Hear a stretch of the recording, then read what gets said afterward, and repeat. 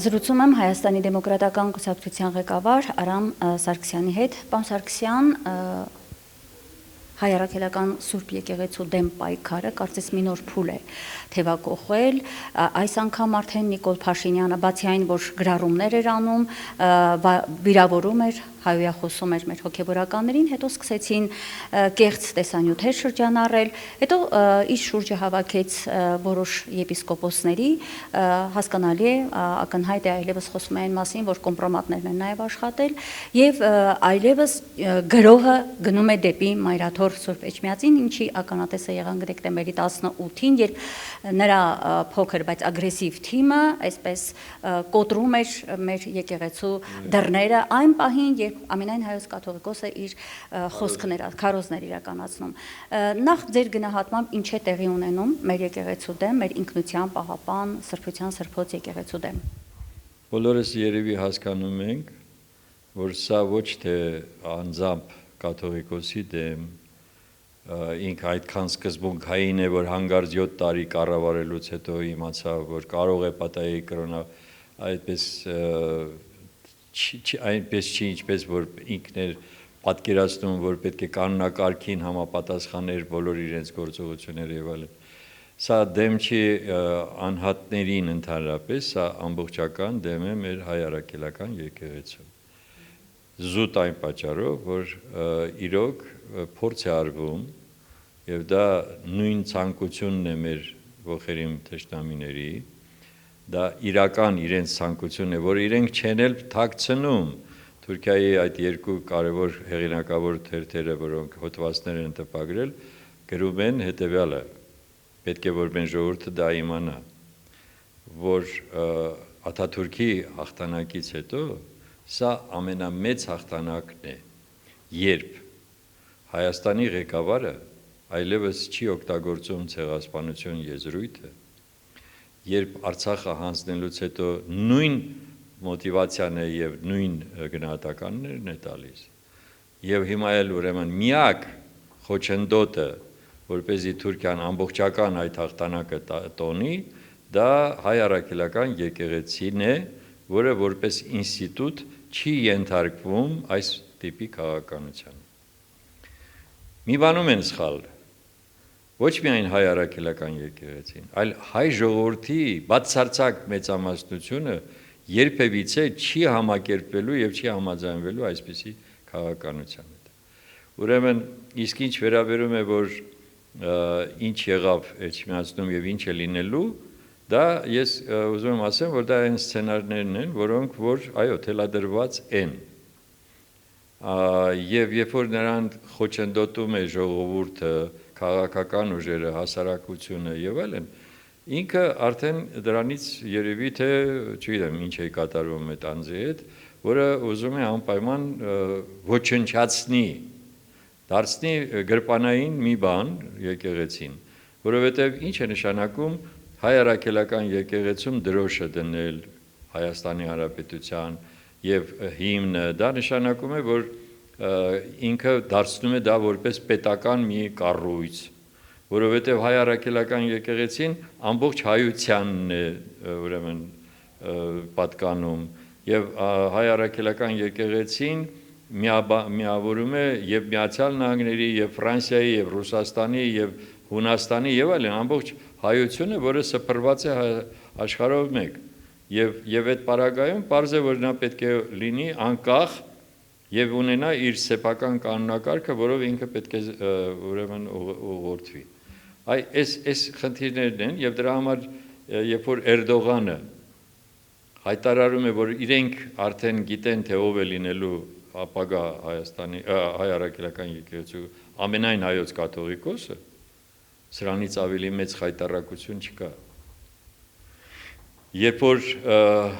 ինքը հանդիպում է, ճիշտ է, Սահակ Մարաշլյանը, պատրիարքը առ այսօր դեռ իրեն դրսևորել է որպես Էջմիածնին հարգող եւ ենթարկվող ուրեմն ամենայն հայոց կաթողիկոսին, բայց երբ Էրդողանի հետ հանդիպում է, մենք հիմա պետք է հասկանանք ինչի մասին էին նրանք ընդհանրապես խոսում եւ ինչ էին պայմանավորվում։ Եվ այդ պարագայում խառնվել մեր ներքին հարցերին, եկեղեցու հարցերին, սա ուղղակի արդեն հանցագործություն է։ Եվ այդ պարագայում է, որ իրականում ինքը եւ սահմանադրություն իրեն թույլ չի տալիս այդպես այդ հարցերով զբաղվել, խոսքը Նիկոլ Փաշինյանի մասին է։ Եվ բացի դրանից հայ առաքելական եկեղեցին միակ ինստիտուտն է մնացել, որը պաշտպանում է ազգային շահերը եւ մեր ինքնությունը։ Եվ այստեղ է, որ սխալվում են, ես էլ եմ կրկնում, սխալվում են կարծելով, թե ուրեմն միայն ու միայն անձերի դեմ, եթե հանդես գան, եւ այդ ծիծաղելի այդ հիմարությունը, որ ուրեմն Եզրած Սրբազանը ուրեմն KGB-ի ուրեմն այ ընկեր, դու այսօրվա մասին խոսի, հələ մի հատ նայի տես ովքեր են այսօր այստեղ ով ագենտն է, այսպես ասած, եւ ընդհանրապես խոսքը գիտեք ինչի մասին պետք է գնա, թե ով է պաշտպանում օտարի շահերը։ Եթե քո սեփական ազգի եւ պետության շահերն ես պաշտպանում, դա այլ հարց է։ Բայց երբ որ քո գործողությունները ուղղված են քո պետության ու քո ազգի շահերին, ուրեմն կնշանակի դու ես այդ գործակալը։ Պարոն Սարգսյան, հատուկ այդ փաստաթուղթը շրջանառվեց, ԱԱԾ-ն այդ ինչ փաստաթուղթ էր, որովհետև ընդդիմության մի քանի գործիչներ կասկածի տակ են առնում դրա իրական լինելուն, հա, այնտեղ իր գրության տարբերակով, հա, հայերեն գրված տարբերակով, ձեր փորձը ինչի մասին է հուշում։ Ես ասել եմ արդեն, բայց հիմա էլ կրկնեմ երևի, ի պաշտոնե, որպես Կոմկուսի կենտկոմի առաջին քարտուղար, իհարկե ես ստացել եմ դոսիեները շատերի, հիմա չեմ էլ ուզում դրա մասին խոսեմ, էլ եմ կրկնում, իմ սկզբունքը հետևյալն է, ինչ քայլեր են իրենք արել մեր պետության դեմ, այդ դեպքում ես կասեի արդեն։ Բայց այդ դոսիեները այդպես չի, որ ՊԱԿ-ը կարող էր ուղղակի որևէ մեկին պատահական ներկայացնել, դա բացառվում էր, դա հույժ գաղտնի փաստաթղթեր էին։ Եվ բացի դրանից կրկնում եմ, այնտեղ կար տարբեր բաներ, ասենք ով է ընդամենը որպես լուր բերող, ու կոպիտ եմ ասում, ով է, որ համապատասխան հանձնարարություններ է կատարում, բայց այն ժամանակ հետևյալն էր, որ այդ համակարգը, խորհրդային միության համակարգը, իր պատկերացումը դա էր, որ այդպես է պետք պաշտպանել սովետական միության շահերը։ Այսինքն, այո, պետք է տեսնել հակասովետական, եթե ինչ-որ ուրեմն այդպիսի բան կա, գործողություն կա, ուրեմն պետք է կանխել։ Եթե հիշում եք, այդ Սալժենիցինի դեմ արեցին, բոլոր շատ բաներ ա եղել, այնպիսի թերություններ չասեմ, հանցանքներ ա եղել, որը կատարվել է, բայց այդ համակարգը այդպես էր գործում։ Իսկ ինչ վերաբերում է, թե Սրբազանը կարող էր լինել գործակալ, դա հիմարություն է, որովհետև այսպես էր, ուրեմն շահակար սփյուռքի գործունեության ծանոթ լինելը, բայց աշխատում էին հավանաբար այն երկրներում, որտեղ սփյուռքի ձևավորված մենք ունեինք համայնքներ։ Այնտեղ հասկանալի է, բայց Մոսկվայում, ասենք թե Եզրասրբազանին, այնտեղ անիմաստ է որևէ բան այդպիսի գործողություններ ան։ Իսկ որ փաստաթուղթը կեղծ է, ես կարծում եմ, որ պետք է հստակ լինի հասկանալ, որ եթե կեղծ չի, բերեք ցույց տվեք դրա օրիգինալը եւ նաեւ թույլ տվեք, որ դա անցնի փորձաքննություն։ Այնպես որ սա մեկ։ Ինչ վերաբերում է թե իրականում ինչ հարաբերություններ ունեն այսօրվա իշխանությունները տարբեր երկրների ծառայությունների հետ, այ դա շատ հետաքրքիր է։ Երեք մի մտավորականներից մեկը գրել էր գողն ասում է գող բռնեցեք, հա, այդպիսի ժողովրդական մի խոսք կա, գողին բռնեք, հա, բայց իրական գողը հենց ինքն է։ Հիմա մեր իշխանությունը ինքը լինելով օտար երկրների շահերի օրակարգերի իրականացնող մարդկանց պիտակավորում է որպես գործակալների, իդեպ շատ հետաքրքիր բաներ էին գրում նաև մեր հոգևորականները, որ մի հատ ուսումնասիրեք խորհրդային միության օրենքները, թե ինչպես է գործել ընդհանրապես KGB-ն, այսպես ասած, հա, նրանք ոչ թե գործակալներ են, նրանք աշխատել են իշա մեր երկրի։ Այ դուք շատ կարևոր միտք ասացիք, ինչպես է նա աշխատել, եւ բոլորը խոսում են հենց հակառակի մասին, նկատի ունեմ այն առումով, որ Եզրած Սրբազանը եւ մեր կաթողիկոսը բոլորը աշխատել են իշա Հայաստանի։ Սա է որ պետք է Այստեղ շատ կարևոր բան կա, հասկանում եք, պետք է հասկանալ, այն ժամանակ խորհրդային Հայաստանը նույն խորհրդային միության կազմում էր։ ում դեմ է պետք է աշխատեր,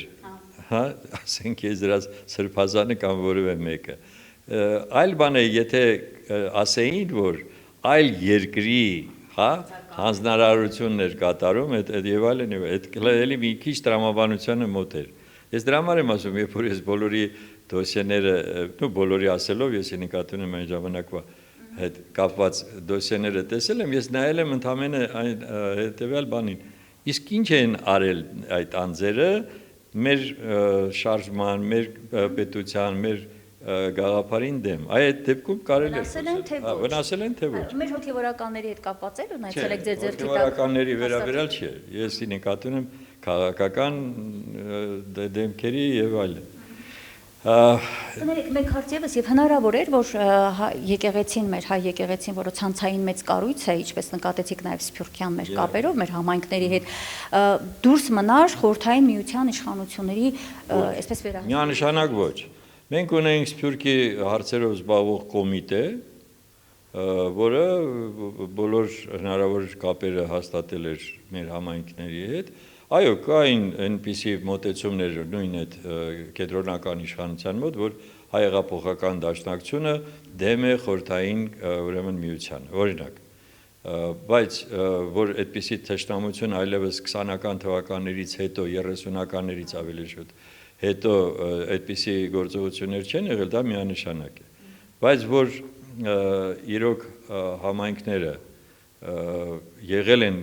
ուշադրության կենտրոնում, դա պարզ է, որովհետև եկեք պարզ հասկանանք, երկու հակադիր համակարգեր այն ժամանակ իրար դեմ էին, նրանք էլ իրենց կողմից էին այստեղ անցկացնում համապատասխան գործակալական ցանցեր էին փորձում ստեղծեին,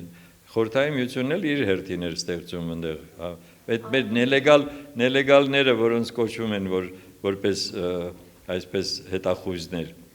ով են եղել, նույն մեր Վարդանյան զույգը, հա, Գևորգ Վարդանյանը եւ Գոհար Վարդանյան, ովքեր էին, իրենք աշխատում էին խորհրդային միության շահերին համապատասխան։ Հիմա ինչ են արել, Թեհրան 43-ը փրկել են, օրինակ։ Հիմա դրանք պետք է լինեին, թե չպետք է լինեին։ Լավ, իրենց նպատակը որն էր։ Այստեղ հիմա իրենք պոկում են իրականությունից, պատմական իրականությունը աղճատում են, աղավաղում են ու փորձում են ցույց տալ մեր եկեղեցին ռուսական, այսպես հետքի վրա են փորձում հանել, մեղադրելով, այդ շատ կարևոր բան է, էլի դուք վերլուծում եք, մեր ժողովուրդը դա ցավոք չի հասկանում, մտածում են, ահա, տեսեք, ռուսներին են ծառայել մեր եկեղեցին։ Ծիծաղս գալիս է, գիտեք ինչի վրա, որ այդ KGB այդ հասկացողությունը հիմա 35 տարի հետո փորձում են ուրեմն նորից վերակենդանացնել, հա։ Ուրեմն ես եմ ժուրնալիստ ժամանակ աշխատել նաև KGB-ին դեմ։ Ինչու՞։ Այդ ուղղակի օրինակը բերեմ, հա։ Ես միշտ քննադատական հոդվածներ եմ գրել Կամսոմոլսկայա Պրավդա թերթում Հայաստանի այդ ժամանակվա բարքերի վերաբերյալ եւ որոշ այդ պաշտոնյաներ փորձում էին ինձ հեռացնել այդ պաշտոնից եւ ընդհանրապես ինձ ազատվեն, հա, եւ դա մի անգամ արեցին KGB-ի միջոցով։ Եվ ես հասել եմ մինչև Մարիուս Յուզբաշյան, առաջի անգամ եմ ասում միջալուց այդ բանը, որտեվ ծիծաղս է գալիս, ես անգրագետ եւ չգիտեմ ել ինչ ասեմ սրանց մասին։ Ես եմ գնացել, ասել եմ դուք անանուն նամակ եք ուղարկել իմ գործունեության վերաբերյալ, ասեք ինչ ունեք իմ դեմ։ Ինքը շատ զարմացավ իհարկե, որ ես այդպիսի տեղեկություն էլ ունեմ։ Եվ ես հաղթել եմ, որովհետև ես գնացել հասել եմ Կարեն Դեմիրճյանին, Կարեն Սերովչին, որը իհարկե տեղյակ չի եղել այդ ամեն ինչից եւ ինքը կանխեց բոլոր այդ գործողությունները։ Խնդիրը հասկանում եք ամեն մի համակարգ իր բանն է ունեցել։ Թերություն ասեմ էլ եմ ասում կամ ինչ որ մի գործողություն, որը որ ընդունելի չէր։ Դուք դրա համար պետք է պայքարեք։ Հիմա եկել է հասել է իրավիճակը, երբ որ դուք ուզում եք ձեզ վրայից գցեք ցանկացած մեղադրանք, հա, դրա համար դուք փորձում եք հորինել, չգիտեմ ինչեր։ Որովհետև նպատակ ունեն վարկաբեկել հենց եկեղեցին։ Այո, ճիշտ է։ Բայց դրա համար էլի նորից, եթե դա անգրագետ ձևով է արվում, ծիծաղ է առաջացնում։ Ձեր մոտ ծիծաղ է առաջացնում, իմացող մարդկանց մոտ ծիծաղ է առաջացնում, բայց ժողովուրդը ցավոք սրտի։ Դրա համար ես հիմա փորձում եմ բացատրեմ մեր ժողովրդին, որ այդ KGB հասկացողությունը արդեն վերացել է շատ վաղուց, նա աշխատել է իր երկրի համակարգին ներսում, ուրիշ բաներ NKVD-ն, որը 37 թվական ստեղծեց եւ սարքեց եւ ամեն ինչը արվեց, հանցագործությունը մեկը մյուսի վրա էր գնում, այդքան միլիոնավոր մարդիկ դժեցին այդ ամբողջ քաղաքականությունից, ստալինիզմից, բայց շատ հոգեվորական էր նա։ Այո, միանշանակ եւ հոգեվորական էր։ Բայց հետո արդեն այդ 60-ական թվականներից սկսած այլ իրավիճակ եղել, բայց KGB-ն աշխատել է այն ուրեմն սկզբունքին համաձայն, որ պետք է պաշտպանել սովետական միության շահերը։ Շատ լավ, դառնալով եւ փորձենք ամփոփել, ինչ պիտի անենք, պարոն Սարգսյան, հիմա ինչ է պահանջվում անել հայ ժողովրդին տեր կանգնելու իր ինքնության սրբության սրբոցին, հայ առաքելական եկեղեցուն, մեր կաթողիկոսին, իդեպ կաթողիկոսի դեմ արշավը սկսվեց նաեւ այն պահից, երբ նա համարձակորեն սկսեց խոսել Արցախի մասին, վերադարձի Արցախցու վերադարձի իրավունքի մասին, գերիների մասին, հարցեր, որոնք չի բարձրաձայնում այս իշխանությունը, եւ նրանք միանգամից սկսեցին թիրախավորել, օգտագործելով դեռ 18 թվականին արկա այդ նոր Հայաստան, նոր հայրապետ կոչված այդ խմբի, այդ անձանց օգտագործելով որոշ այսպես կոչված եպիսկոպոսների։ Հիմա ինչ պետք է անի հավատավոր հայ ժողովուրդը եւ ինչ պետք է անեն ընդդիմադիրները։ Ես երեք լսում եի որոշ մարդկանց, գտնում եմ, որ ընդդիմությունը պետք է ակտիվացնի նաեւ, եթե պետք է փողոց դուրս գա, եթե պետք է միտինգներ անեն, աշխարհը պետք է տեսնի, որ հայ մարդը տանը նստած չէ, երբ որ հարվածում են իր եկեղեցուն։ Ուրեմն առաջին հերթին սկսենք նրանից, որ արշավը ճիշտ եք ասում, սկսվել է 18 թվականից։ Արշավը շարունակվել է, երբ որ ամենայն հայոց կաթողիկոսը Գարեգին II-ը պահանջել է Նիկոլ Փաշինյանի հրաժարականը, եւ եթե ի տարբերություն մյուսների, ովքեր այդպիսի նույն պահանջով հանդես եկան, միակն է, որը չի հրաժարվել իր այդ դիրքորոշումից, այդ դա է ամենաշատ մեծ պատճառը, որ այսօր այսպիսի հարձակում է գնում կաթողիկոսի դեմ։ Երկրորդը նա է, որ Գարեգին II-ը շարունակում է մնալ այն սկզբունքներին հավատարիմ, այսինքն մեր ազգային սկզբունքներին եւ արժեհամակարգին հավատարիմ, որը պահանջում է, որ այո, պահպանել եւ առաքելական եկեղեցին իր ամբողջական իր ինստիտուտներով եւ մեր ժողովրդի ինքնությունը պաշտպանել եւ մեր արժեհամակարգը անպայման պահպանել։ Այսա իհարկե նաեւ որ չի գոհացնում, այսինքն չի ընկալվում այսօրվա իշխանությունների կողմից։ Ինչ պետք է անի ընդդիմությունը։ Այսինքն մենք ենք ընդդիմություն, թե իրենք են ընդդիմություն։ Եկեք մի հատ դա էլ հասկանանք, որովհետեւ այսօր բացարձակ մեծամասնությունը մեր ժողովրդի հակառակ քաղաքական դիրքորոշում ունի, քան ունի այսօրվա իշխանությունը։ Ուրեմն ընդդիմությունը իրենք են այս պահին։ Ես նկատի ունեմ ընդդիմություն մեր այս տեսակետին եւ մեր դիրքորոշումին, մեր ժողովրդին։ Հիմա ինչ մենք պետք է անենք։ Տեսեք, չեմ կարծում, որ այդպիսի միայն քաղաքական ուժերի ուրեմն այդ կազմակերպված ակցիաներ սա, որ եղավ 5-շաբթի օրը Էջմիածնում։ Ինքնաբուխ շատ մարդիկ եկան, երբ որ իմացան ինչ է լինելու։ Եվ եկան պաշտպանելու եւ առաջին հերթին հայ առաքելական եկեղեցին եւ կաթողիկոսին։ Ուրեմն սա արդեն երևույթ է։ Այդ պարզ։ Ինչ պետք է շարունակական անել, պետք է անպայման, այո, ցույց տալ, որ չես կարող դու այդ հարցում հաղթես։ Դու չես կարող։ Անկամ եթե ինչ որ մի ձևով, ինչ որ մի բան փոխելով, չգիտեմ ինչ, միևնույն է, հայությունը չի ընդունելու դա։ Եվ շատ ավելի է համախմբելու այդպիսի գործողությունը այս ուժերին, որոնք որ դեմ են դուրս եկել այդ քաղաքականությանը։ Դա միանշանակ է։ Դրա համար ես կարծում եմ, այո, իհարկե գործողությունը պետք է լինի։ Եթե նորից լինի այդպիսի հարձակում կամ նախապատրաստվի այդպիսի բան, ամբողջ մեր հնարավորություններով պետք է նորից գնանք Էջմիածին։ Դա միանշանակ է։ Եվ երբ որ մենք այնտեղ էինք 5-շաբթի օրը, բոլորս դուք էլ բոլորս միասին այնտեղ էինք եւ մենք տեսանք, որ մենք ենք հաղթել։ Կապ չունի թե այն վայրագները վանդալիզմ արեցին եւ դա իսկապես ուղղակի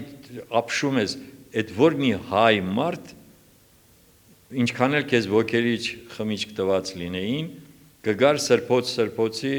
դուրը կփորձեր կոտրել։ Դե ուրեմն ինչ կատարվեց։ Եվ ոգելից խմիչքների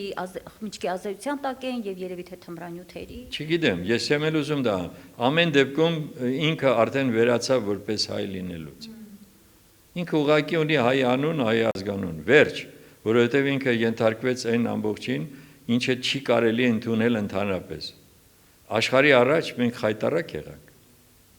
Մենք իսկապես խայտարակ եղանք։ Լավ էր, որ լրատվամիջոցները դրսի այդքան լուսաբանեցին, բայց գոնե Ադրբեջանն ու Թուրքիան բավարար է։ Այնպես որ իրենք այնքան ուրախ էին, այնքան շնորհակալ էին այդպիսի տեսարան տեսնելով։ Դրա համար իհարկե մենք պետք է մեր միասնությունը անպայման ամրապնդենք։ Եվ ուզում եմ տեղեկատվություն նաև ձեզ փոխանցել, պարոն Սարգսյան, որ արևմտյան քրիստոնեական աշխարհը գնահատող քրիստոնյա աշխարհում հայ եկեղեցու դերը կարևորող անձիկ կան,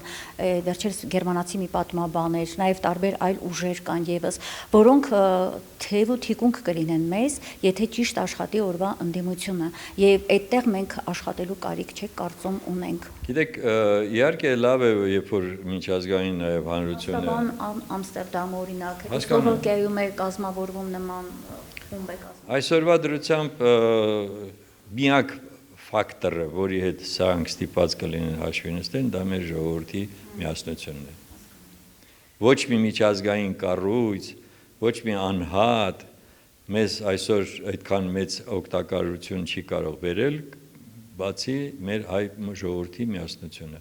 Եվ դա պետք է լինի ազգային միասնությունը։ Եվ դրա ձևը կա։